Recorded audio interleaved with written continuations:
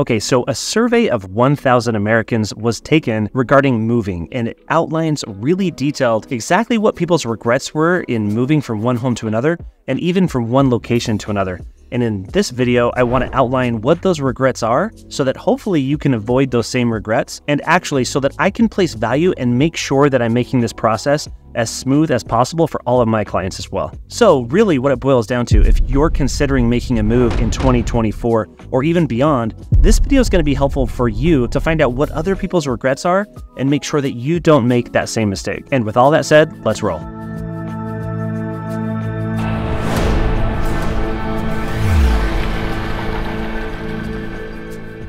And if we haven't met yet, my name is Scott Steele, and I'm a local Utahn. I love helping people discover all things Utah, including Utah real estate. And as always, I would love to be your real estate resource of choice as well if you're looking to make a move in 2024 or beyond. And you can find my contact information in the description below or in the pinned comment on this and every video that you'll find right here on my channel. Okay, so first things first, I want to first touch on all of the different pain points that people had the most regrets about when moving last year. And I'll work in ascending order, so I'll start with the bottom of the list and get to the most regretted things about making that move. Okay, with 15% of respondents responding to this regret as wishing that they would have moved into a smaller place. So some people out there are actually wishing that they moved into a smaller home. Maybe they're wasting too much of the home. Maybe they took on a home that was just a little bit too expensive, or maybe the interest rates held them back to the point where the home that they really wanted just got really expensive. So maybe it has to do with the budget, maybe it has to do with the payment, but this really caught my eye because it looks like there's a fair number of people that actually wanted to be in a smaller home. And I don't know if that's a Utah thing because Utah does have the largest homes in the entire country. Maybe it is, maybe it isn't, but regardless, let's move on. All right, next up on the list with another 15% responding affirmatively with this regret is that they just don't like their new home. Did people actually feel pressured to buy that home?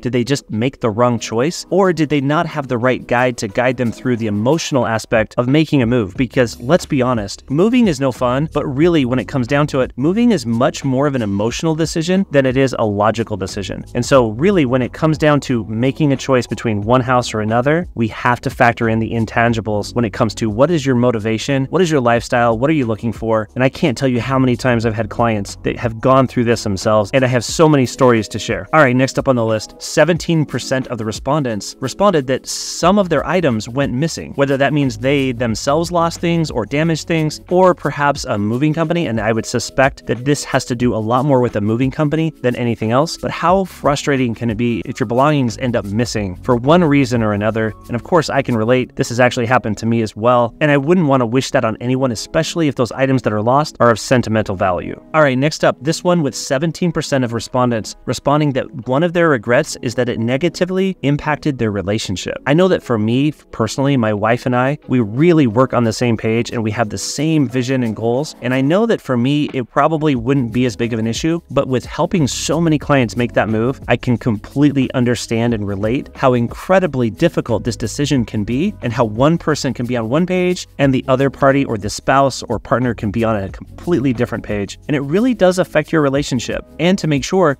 that I'm helping both of my clients make the right decision for them. And if there's something that I can see clearly, I want to make sure as a disinterested third party in terms of which house they decide to go with, that I can really guide both parties, both clients, to making sure that they're making the right decision for the family. All right, moving on. Next up on the list, another 17% responded that the move was just too expensive. There's so many expenses that come into play when you're moving. It's not just the moving company, the cost of the new home, which is oftentimes a bigger home, but there are so many additional costs as well. Some people, when they end up moving, they have to purchase all sorts of things, including refrigerators, other appliances, or other things that they might need, whether it be just for moving itself, the logistics of moving, or perhaps it's something that their new home doesn't have that they really do need, but moving can add up. It gets expensive. And next up on the list, 18% of the people responded that the process took too long. Maybe that means that you were selling a home and you had to sell that home before you could really go under contract and close on your new home. And sometimes that takes a little bit of time. During the pandemic here in Utah, homes sold incredibly fast, and it didn't seem like it mattered what the home was. Homes were selling incredibly quickly. But things are different now. There are more homes available, which of course plays into it. But most importantly, the interest rates have risen to a point where the buyer demand has cooled off enough to the point where some homes end up sitting on the market for a couple of months. Some homes sit on the market for a few months. And with that being said, sometimes the moving process can drag on more than just a month or two and drag out to 3, 4, 5, 6 months or even more. And I believe that a really healthy dose of realistic expectations can eliminate this for the most part, because if a home is selling and you're waiting for that home to sell, so long as that home is correctly prepared to sell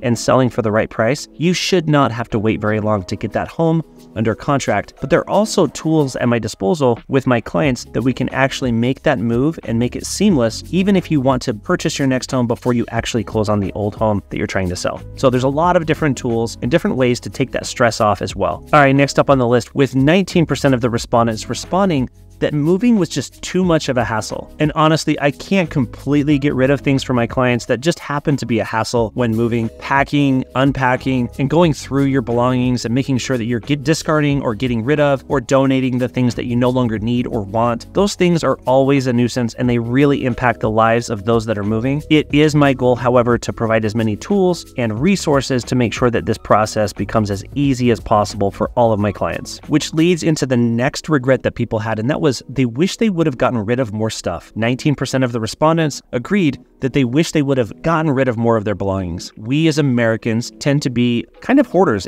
to some degree. I personally am a little bit more minimalistic, but I completely understand, and I see this every single day. Most people have their garage, their storage areas, and their home completely full of things. And honestly, how much of those things do we really need? We could probably get rid of more of those things. So that really showed up on this list and stuck out to me as well. All right, moving on to the second to last biggest regret is that people missed their old home. We all know that when we live in a home, we're not just living in a house, we actually make that a home. And the memories that we make in that home are impactful. They last oftentimes longer than we do. And so it's fair to say that those emotional ties to living in the home and the memories we've had there are so crucial. I don't know how I can eliminate this entirely for clients, but I do know this. There are some ways to really capture those memories and preserve those memories, whether that be a watercolor painting that's custom made just for them with their old home so that they can preserve that, or whatever the case may be. Those memories that we make in our homes are important. In fact, I'm not a very emotional guy, and even I myself, the last time we moved, it wasn't until the very last day when we were actually leaving the home that I got emotional, and it really caught me off guard. I was surprised, but you know what? When you raise babies and you have kids in a house, that home has so many memories that I'll never forget. And as I look back in my photos of my little children, I see my old house, and I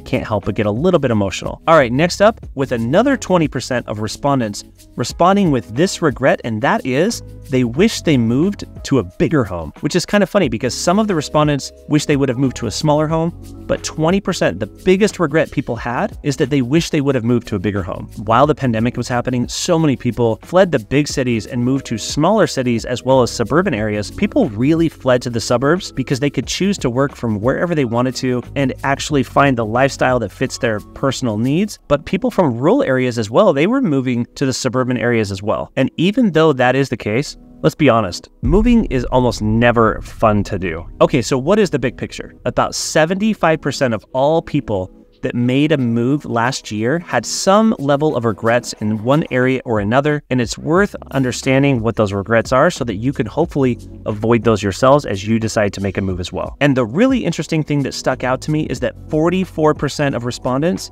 admitted to crying at least once. That's not good.